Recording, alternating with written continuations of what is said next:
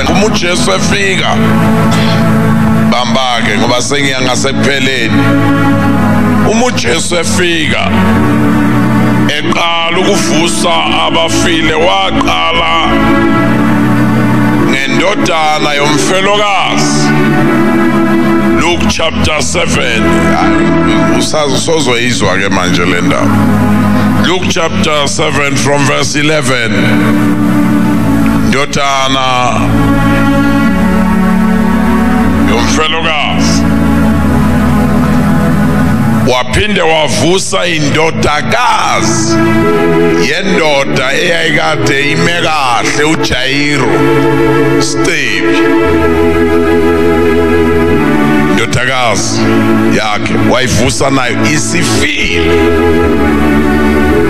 umegcina ukuvusa umuntu efile uJesu wagcina ngendoda endala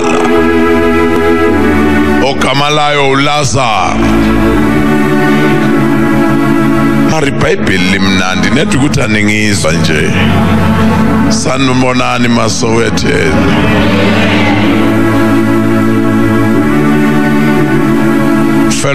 mfelokazi Stebi ndoda endala anginike nje kancane nje lo baphuma naye beyomncwaba begijima izulu likhiza okwenzeka besaya bafike ethuneni lapha bafike bamjikjela khona kanti ithuna elika Elisha lendoda yanele yathinta amathambo kaElisha lithi iBhayibheli lakho bathi bebuyele ekhaya yabe igijima kanye nabo away amen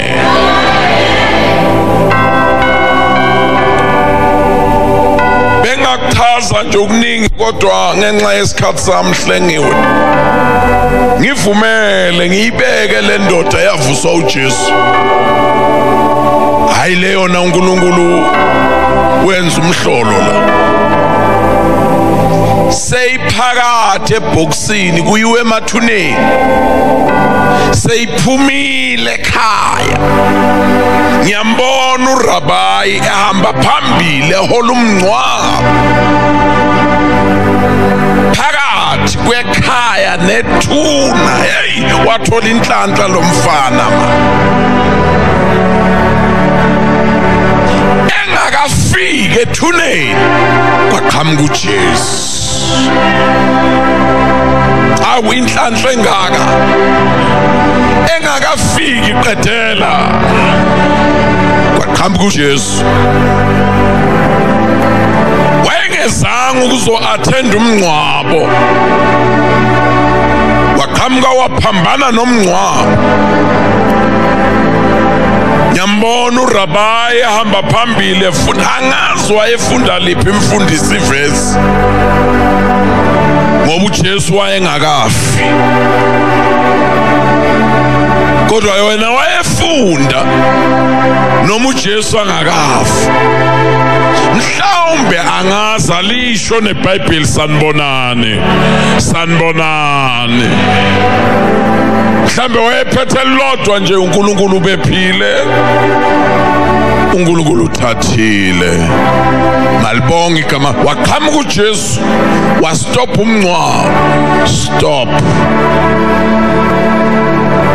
ngiyacabanga uRabayi urabi eya kuJesu baba siyancwaba uvimba umncwabo si-serious kabi siyethuneni naye uRabe zama ukubabiza buyani uNkulunkulu bephile uNkulunkulu uthathile pho uma uJesu akakhuluma akaxolisi waphinda kona lokho. Stop it. Wabona uRabi ukuthi ayisengangami, wasuka phambi kwesidumbu wayoma ngasemva, kwabhekana ukufa nokuphila. Ngoba uRabi akayazi le ndaba, kodwa ukufa kuyamazi lo. Kwabhekana ukufa nokuphila, wamemeza uJesu, mfana vuka. Lithi iBhayibheli wavuka, hey, wathola inhlanhla esephumile ekhaya eyongena ethuneni qi. uJesu wavuka khona lapho. Cela ukhuluma kuba ubuwa, cela uthetha, ikomela ubulabula. Ngiyacabanga nje lokho akufanele abonge phela emangcwabeni, ebonga abantu abangcwabe ithambo lika baba. Mhlambe wasale sebonga khona la. Ngiyambona ethi hawu bantwana benkosi, thambo lika baba selivukile. Angazi noma washo ukuthi indlela isadlula ekhaya yini. Awayi, amen. Lo niyamkhumbula moslo, ndotenda ubani igama, anginizwa ubani igama. Bamtshela uJesu Lazaru, lo omthandayo usefile, uyayithulela nje uJesu. Ngoba uke athule izinto zimuncu, ayithulela nje. Esencwatshile Jesu wathi kubafundi bakhe, uLazaru ulele, asambeni siyomvusa. Baze bayabuza nawo, phona kalele siyomvuselana. Waze waphimisela, ufile. Nakafika uJesu bamhlangabeze, izwa balikhulumayo linye. Uma wena ubukhona ngabe ngafanga. Ngithanda ngalesizulu saka Queen, if you were here. Beka mina sizulu lesaka Queen, if you were here ngabe ngafanga. Ufuna ukutolika lokwa namhla. Uma wena ubula abakafi lo mntwana. Uma wena boyukadula ngabe le ndoda ayihambi ngale ndlela ehamba ngayo. Babona benhlanhlatha nje behamba ngayo yonke indlela, ukuthi akekho la. Uma wena bewula abakafanga. Uthi uJesu nimbekephi? Babecabanga ukuthi uyokwenza isiko lamaJuda, uyokhala ethuneni. Uthi bathi wozobona. Wafika ethuneni. Lithi iBhayibheli wathi Susanitshe yaqala indaba. Nakathi Susanitshe basondela bathi kahleke Nkosi, sezizine ngamagama ngolwimi lwakwa-Israyeli, akusekho kungenziwa. Ngolwimi lwakwa-Israyeli kungazanywa zibe mbili noma zibe ntathu, ngoba kungenzeka umoya wakhe awukayindawo. Kodwa nasezila soze wangena ethuneni. uJesu susani itshe, ngoba nakakhulumile akaxolisi.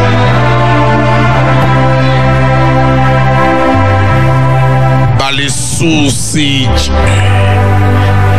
lithi iBhayibheli wakhala wabheka kuNkulunkulu ngesikhathi besusitshe kwezwakala iphunga ngoba phela usoyanuka ngiyababona bethatha amathishu abo bewabeka la bekhuluma ngaphansi kwamasaldu awungitshela uzama ukwenzani ufile lo muntu